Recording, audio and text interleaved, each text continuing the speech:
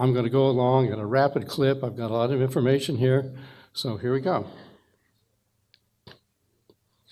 The SSE is no stranger to the subject of UFOs.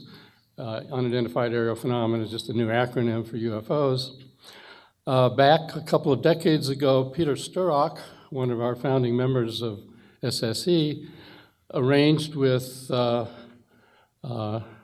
Rockefeller to hold a week-long workshop at the Rockefeller residence, where we brought in the best of the UFO researchers and then a panel of independent experts and had a week-long discussion of physical evidence related to UFO objects, of which there's a significant amount of data. And Lawrence Rockefeller hosted the whole thing. It was a wonderful meeting. Eventually, after publishing in the SSE Journal, Peter Sturrock put together a book, The UFO Enigma, and it is still one of the best books you can find out there to take a look at what are the physical aspects of UFOs that researchers have uncovered. However, of course, the government also is no stranger to the UFO phenomena. Anyone who follows the field would be familiar with Project Sign, Grudge, and Blue Book.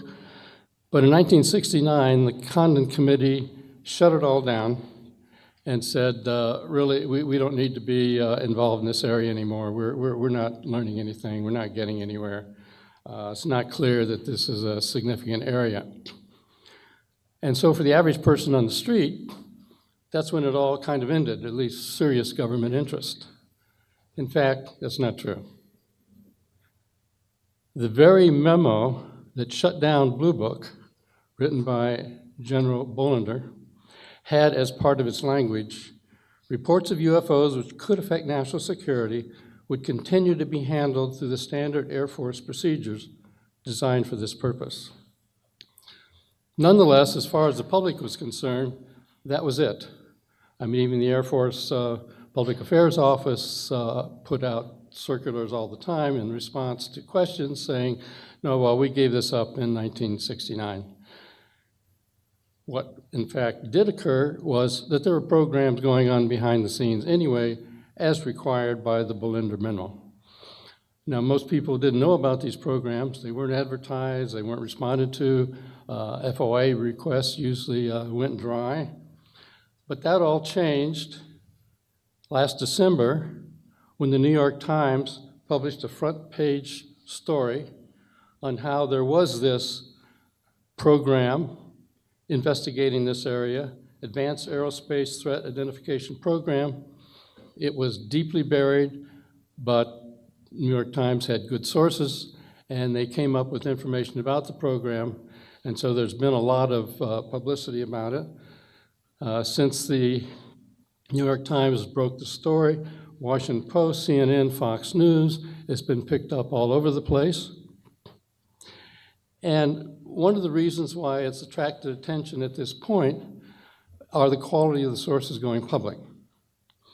Ex-Senate Majority Leader Harry Reid is the one who initiated the program. Top-rated F-18 pilots who encountered advanced aerospace vehicles at close range were permitted to come forward and tell their stories, which up till now they hadn't because they didn't want to lose their flight status by reporting what they had found, at least publicly. And a number of significant Department of Defense and intelligence community officials have come forward to talk about the reality of this phenomena and the fact that there were programs going on. The program was nicknamed Advanced Aerospace Threat Identification Program, ATIP. People have had trouble trying to get documents out of the Pentagon by saying they want all documents in ATIP, and they have a hard time because that wasn't actually the name of the program. The top name there is the actual name of the program, but ATIP was the nickname that it went by. It began in June of 2007. Defense Intelligence Agency was concerned about the fact that obvious observation had shown that advanced aerospace vehicles, crafts or drones of unknown origin, were flying all over the United States, over waters, in fact, globally is the case. And so a congressional budget was approved to address the issue behind the scenes. Senate Majority Leader Harry Reid from Nevada was the one who was the initiator of the program, joined by Senator Inouye and Senator Stevens. These are the people who generally approved programs that were in the black, under high security, behind the scenes, and so they set up this program. Senator Reid has not walked this back since all the news came out. He's been very forthright and given a number of interviews. This particular statement sort of captures it all. We don't know the answers, but we have plenty of evidence to support the questions. This is about science and national security. If America doesn't take a lead answering these questions, others will. Well, there's a twofold nature of the threat. First of all, you've got these advanced aerospace vehicles flying around that we don't know where they come from, who's driving them, what the intent is, possibly off-world even. But the future threat was actually, as far as the Department of Defense went, and the intelligence community, one of the greater concerns.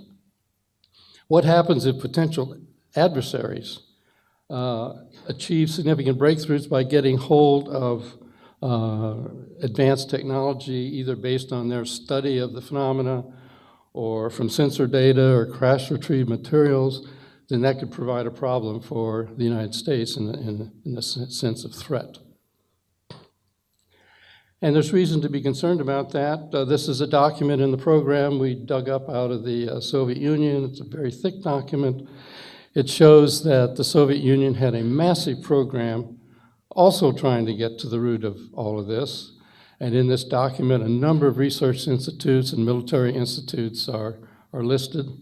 And of course, they had the same concerns we did. Is there a threat from the phenomena? Or might the Americans make headway before us, and that be a threat? Just to give you an idea of what's being observed, which many of people have seen because it's been in the news a lot lately. Back in November of 2004, a Nimitz carrier group was out on patrol off of San Diego, and on several occasions, an advanced aerospace vehicle would descend rapidly from 60,000 feet to 50 feet in seconds, and then hover, and then take off like a bullet. When it first happened, and it happened over a number of weeks, actually, two F-18, I'll talk about two F-18 pilots were vectored onto the site where they were being observed by the radars to investigate.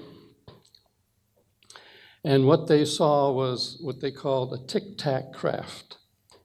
Solid white, smooth, no edges, about 46 feet in length, uniformly colored, no nacelles, pylons, or wings. The F-18s could not obtain lock with their radars because they were stealthy, but forward-looking infrared radar could pick them up to some degree based on their heat signatures. And the advanced aerospace vehicle appeared to demonstrate advanced acceleration, aerodynamic, and propulsion capability beyond anything that we knew existed on the planet. I'm going to play a FLIR video that many of you may have seen.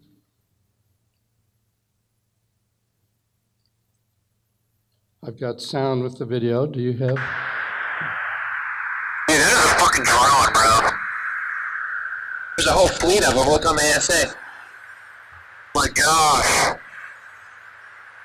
They're all going against the wind. The wind's 120 knots from the west. The whole thing, dude.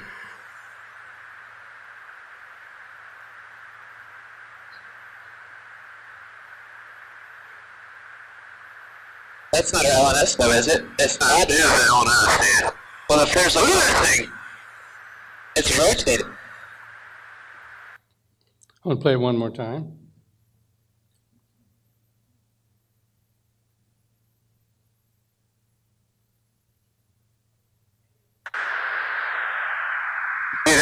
fucking drone, bro. There's a whole fleet of them. Look on the ASA.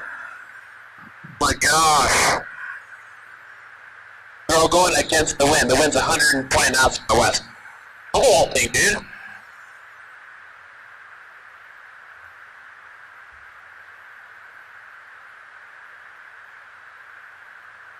That's not an LNS though, is it? It's not. That is an LNS, dude. Well, if there's a look at that thing. It's rotating. Now you might ask yourself, well, like, what can you prove from a videotape? I mean, you can see videotapes all over the internet and so on. But this was data fusion.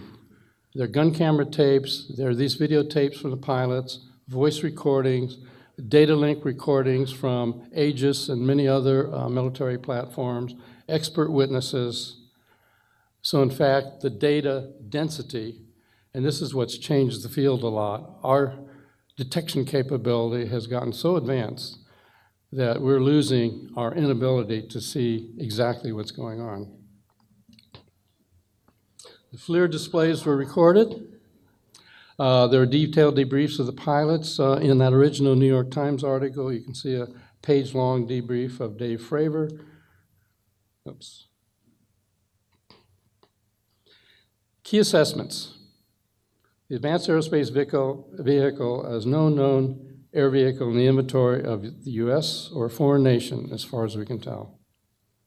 Low observable characteristics, they're stealthy.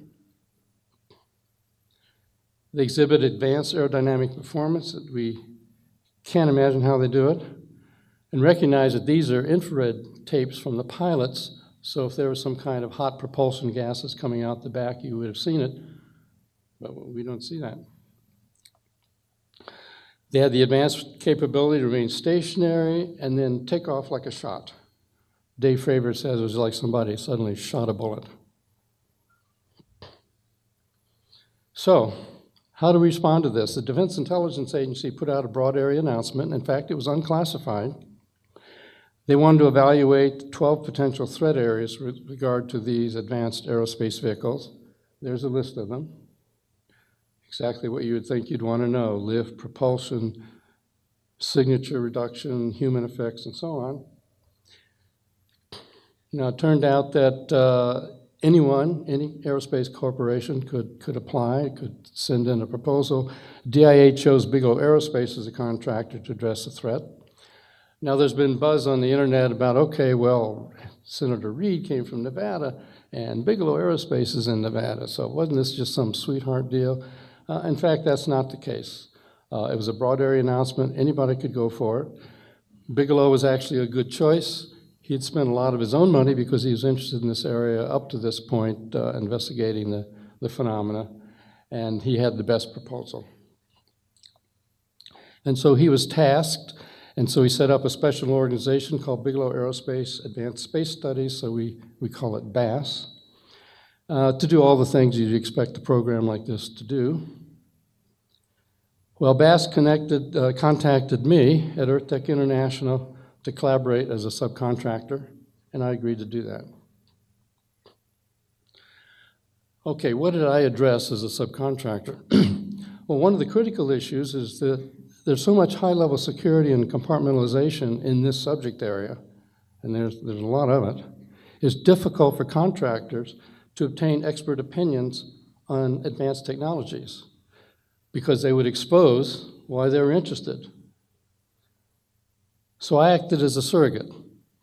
I was contracted to commission mostly unclassified white papers from experts around the globe, where their particular aerospace-related subject areas would be in 2050 as like a general survey of aerospace futures. I decided this would be the best way to get the best knowledge we had across many technologies without actually exposing why we wanted to know. So I let out 38 contracts over a 2-year period. I'll show you what the studies were on. You can read them there.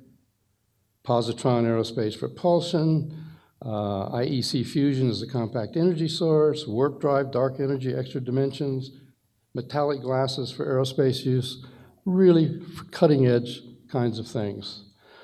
Here's some more of the papers that I commissioned: negative mass propulsion, anti-gravity for aerospace applications, and so on. Programmable matter, invisibility cloaking. These are just the kind of things that we needed to have maximum technical input from the best people around the globe. And so that's what we did. That's what I did. Now, we could wait. We told these people they could publish their reports in physics journals and engineering journals, but of course, the contractors didn't want to wait for that, so the Defense Intelligence Agency bundled up these 38 papers and put them out as Defense Intelligence reference documents posted on a JWIX server that anyone in the government or contractors could get access to. By and large, they have not been released to the public yet. A couple have leaked out. So let me give you an example of, well, how does this stuff help people who are chasing these really difficult problems? I'm choosing one here: metamaterials for aerospace use. I'd love to talk about really fancy materials, but they're classified. However, there's a lot of materials that have been picked up or provided even in the public domain. I'm going to give an example because it shows exactly what the structure is for how to deal with this. This is an open source sample. It was sent anonymously to talk show host Art Bell. The fellow claimed to be in the military. He said that this sample was picked up in a crash retrieval, and so he sent it by email. So what does that mean? Chain of custody? Non-existent. Provenance? Questionable. Could be a hoax. Could be some slag off of some foundry floor or whatever. However, it was an unusual sample, so we decided to take a look at it. It was a multi-layered bismuth and magnesium sample.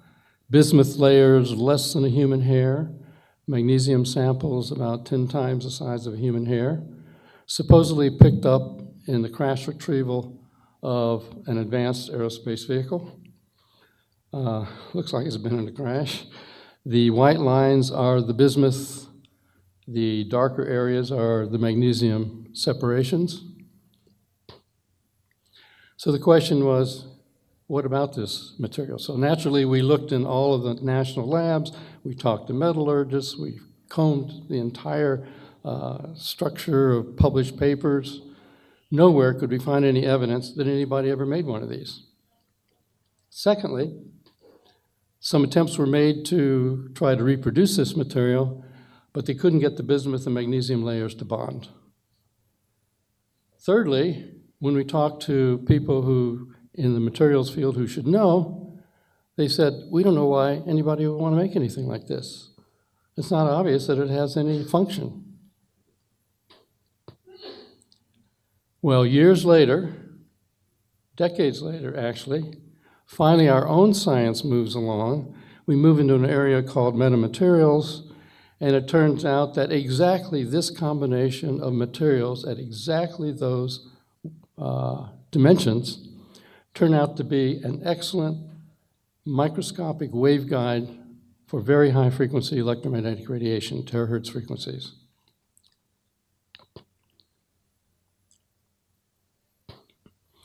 So the wavelength is 60 microns, which is pretty small size, but it turns out that because of the metamaterial aspect of this material, those bismuth layers that act as waveguides can be 1/20th the size of the wavelength, and usually when you make a waveguide, it's got to be about the size of the wavelength.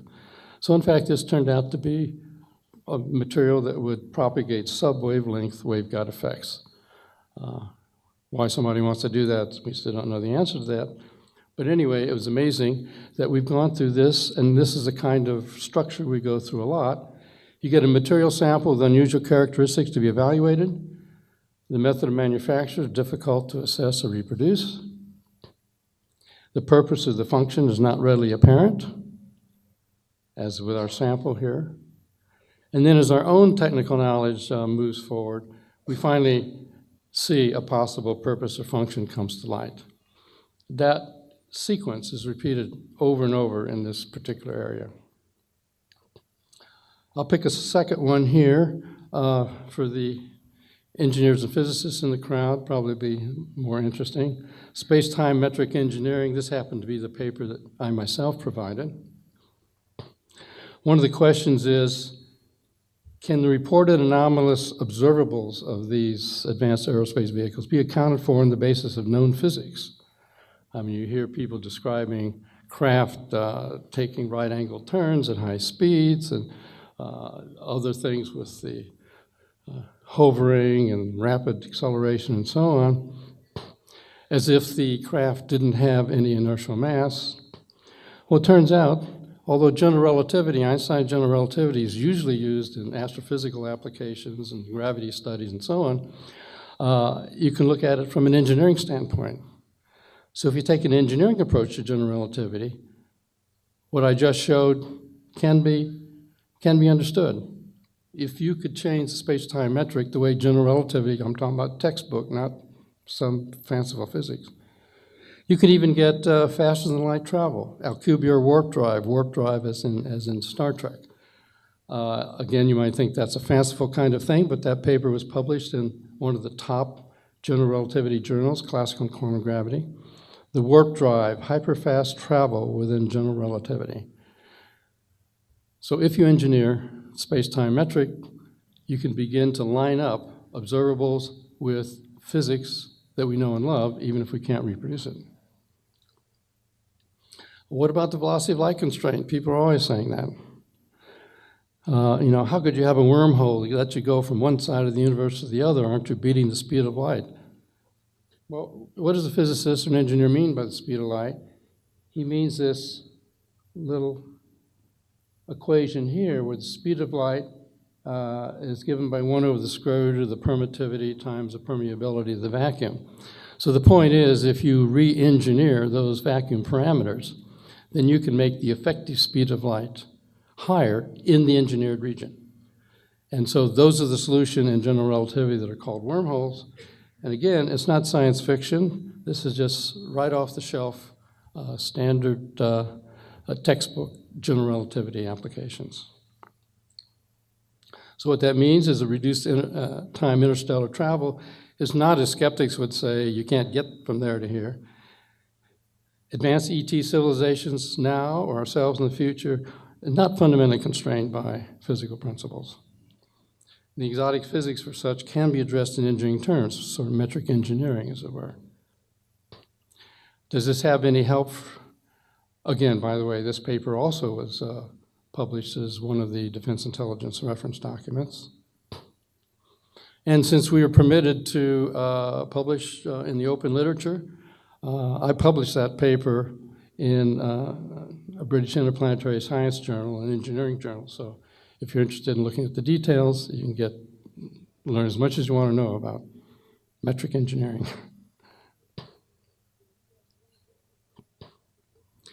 And that helped us understand some of the aspects. I mean, you may have heard the phrase, dense stars, you get redshift. Well, it turns out in this engineered technology, you get so-called blue shift. That is, frequencies are upshifted to higher frequencies. So for example, in this room, most of the radiation coming off our bodies, off the walls, and so on, is in fact in the infrared. But we see things in the visible range.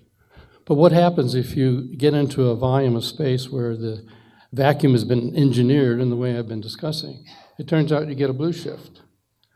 So in fact, the infrared that you don't ordinarily see can get blue shifted up into the visible, so it's not surprising that all these craft should be so luminous.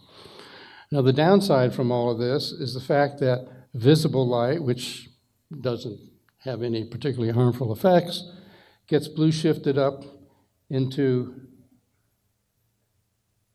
the ultraviolet, so if you get too close to a landed craft, you might get a sunburn, or off into the soft X-ray region, so the chance of radiation poisoning. So if you run across one of these sitting on the ground, I would recommend you don't, and it's powered up, I'd recommend you don't rush up.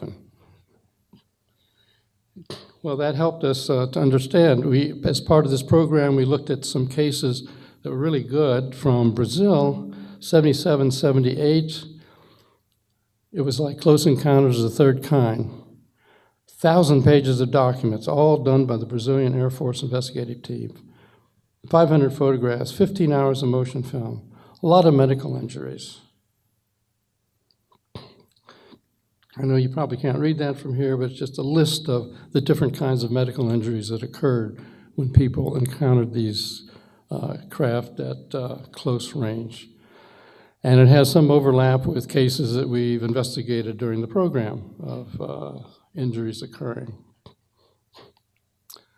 Well, despite the progress in the ATIP program, let's face it, the topic is inherently anomalous, right?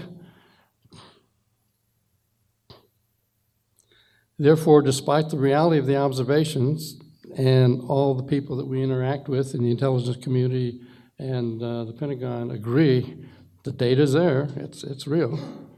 Nonetheless, the topic doesn't fit smoothly into known profiles of government programs, for sure. And by virtue of national security implications, it's high compartmentalization of the topic, therefore slow pace of cumulative progress and integration. We call them stovepipes. You have a lot of people with lots of detailed information about some particular aspect, but they don't talk to each other, even if it's sitting at the next desk. And let's face it, advocacy of the issue in government circles is not viewed as career enhancing. In part because, despite the weirdness of the subject, if you don't make a lot of progress, it doesn't look good on your resume that you're moving up the line. So because of that, there's a forward story. Many of us involved in the program decided that there should be an outreach program in the public sector. So this is the forward story. The goal was to establish a broad-based, high-quality scientific community of interest in the public sector concerning these unidentified aerial phenomena and other related leading-edge topics. And so we got together and formed a company called To the Stars Academy of Arts and Science. It was co-founded by entrepreneur Tom DeLong. I'll talk about him in a minute. Senior intelligence officers from the Department of Defense and CIA, and distinguished research scientists. We all banded together to form this academy. It was set up as a public benefit corporation, so the public can invest, and therefore it's owned by the public. So this is something new. Whatever comes out of any of the research or any of the release of information is actually going to be owned by the public. It's not going to disappear into a black hole. Very transparent structure. If you go to the website, you can see everything from the financial structure to the activities. And we do have a web-based community of interest where things get posted. For example, this F-18 FLIR tape I show, we now have 3 of them up there. Probably more to come. All right, well, who are the principals of this organization? Tom DeLong, Blink-182 rock star. Frankly, I'd never heard of Blink-182. But my son told me, oh yeah, we know about Blink-182. But anyway, in addition to being the rock star that he is, he's also director and producer, puts out books and music and film and so on. And he's had a lifelong interest in the UFO area. And so he started talking with various people, and he was kind of the, I guess you'd say, the action-oriented person who said, why don't we set up something? Why don't we make this more available to the public? And he got to a number of us, and so we all began to band together. Lou Elizondo, who was, in fact, the Department of Defense's, the Pentagon's ATIP program director, resigned from the Pentagon and joined us. Chris Mellon, 20-year career, Deputy Assistant Secretary of Defense for Intelligence, Minority Staff Director of the Senate Select Committee on Intelligence. He joined us. We got Jim Simovan, 25-year career in CIA's Director of Operation. He was the real James Bond kind of guy. Steve Justice just retired as Program Director for the billion-dollar programs at Lockheed Martin Skunk Works. He joined us. And then I agreed to be on the board, so I joined them. In addition to my science and engineering background, I've had a lot of activity in classified areas, so it was a natural fit for me interacting with all these people.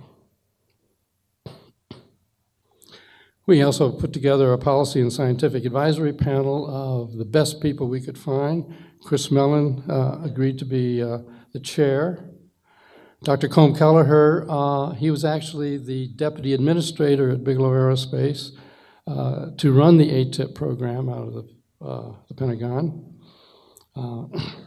Dr. Gary Nolan, top genetics professor at Stanford University. Dr. Kahn, 30-year career with CIA, Counter-Biological Weapons Program. Dr. Rapp, professor of military and emergency medicine, Uniformed Services University. Dr. Gilpin, consultant in academic biomedical research and research law. So we put together a team as panelists to keep us on the straight and narrow of really top people who have wonderful backgrounds and really want to see scientific work be done in this area. So the goals for the To the Stars Academy are promote the concept that such forefront topics as UFOs, SETI, consciousness studies, even telepathy and psychokinesis should not be considered taboo for serious scientific consideration. So, I mean, it's a perfect match to the SSE, because that's our goal in the SSE as well. And of course, big idea is to generate funding to underwrite significant research in these areas, develop user-friendly databases so information that is generated can be accessed by anyone, provide positive support for collaborative government, aerospace industry, and academic efforts to accomplish all of the above. So we want to act as the glue in the public sector and create entertainment properties, books and documentaries and so on, so that whatever is learned can be delivered out to the public. The structure of the organization has a science structure, an aerospace structure, and an entertainment division.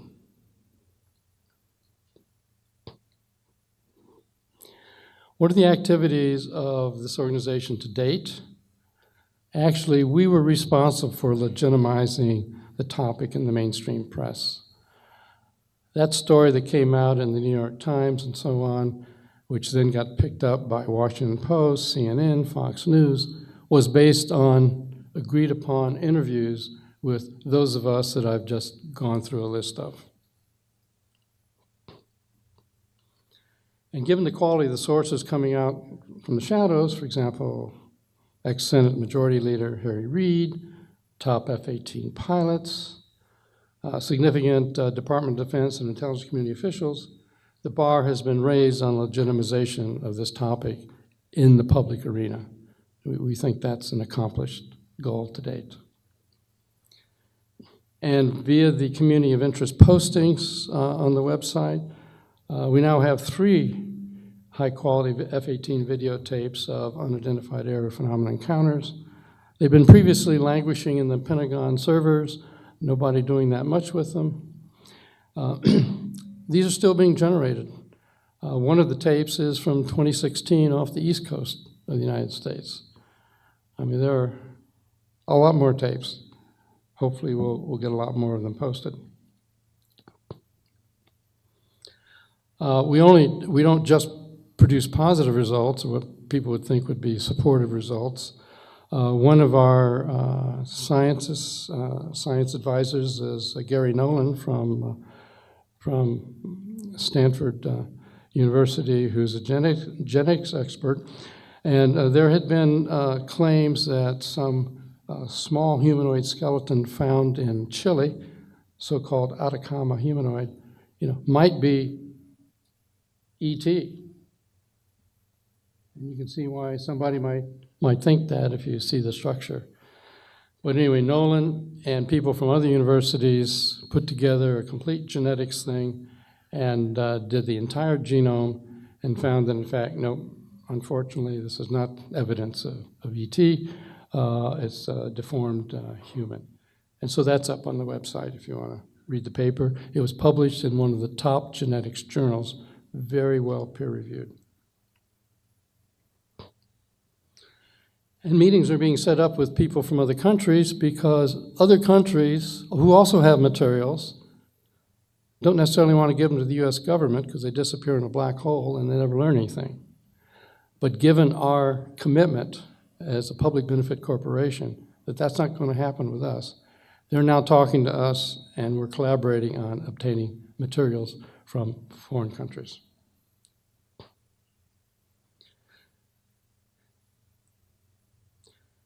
And of course, we're negotiating with media outlets to get all this out in the public in the form of documentaries or TV shows or whatever. So basically, that's the backstory and the forward story. And I'm glad to answer any questions. I'll answer any that I can. Thank you.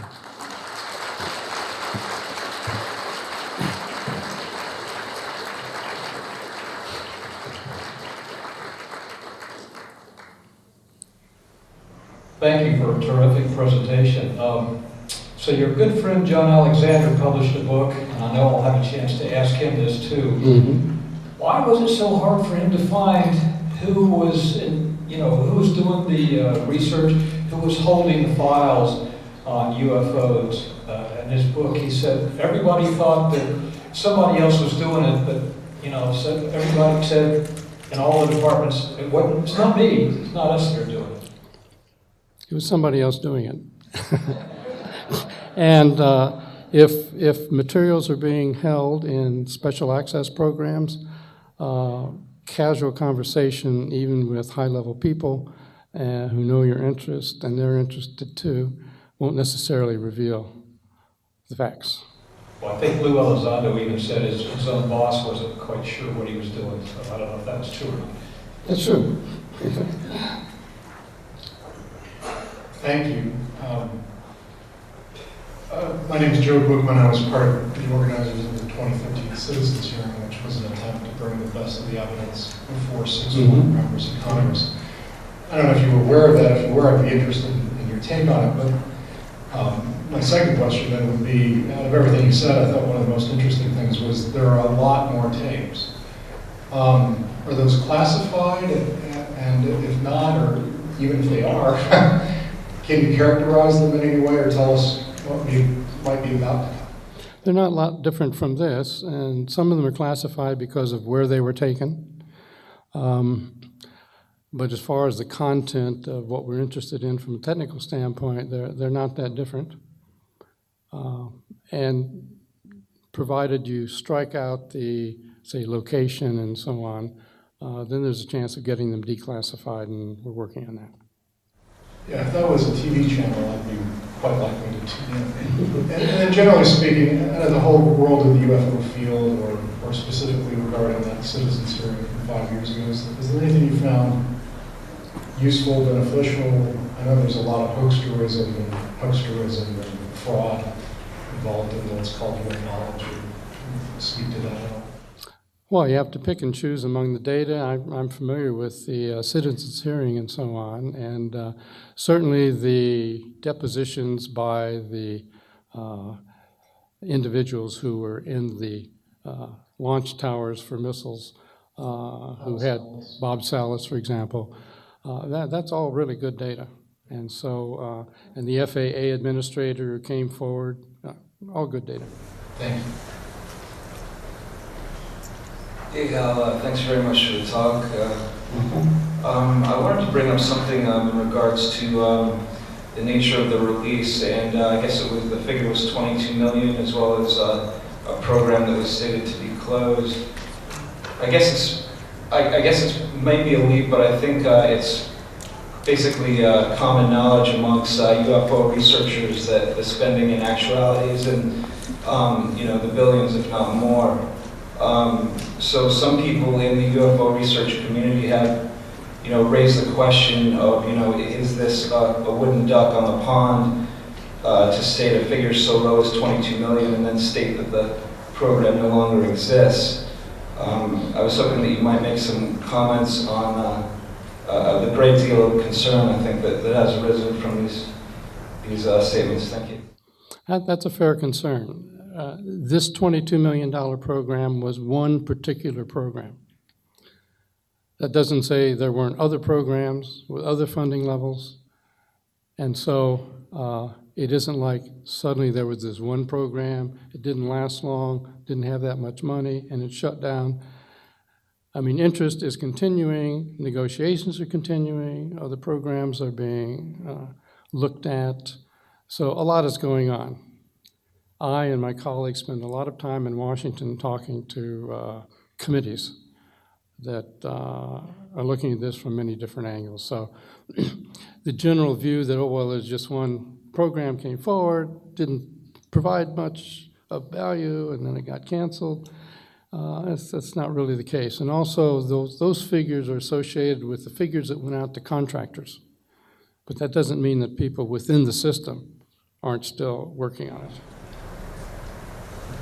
Hey, all of us Maverick inventors working in our garages on metric engineering devices, is there going to be a clearinghouse for people to trade discoveries? Like just the thing about the frequency shift. Oh, we can all be looking for line shifts and lasers to see if we generate micro effects in that. But just something like that is incredibly valuable.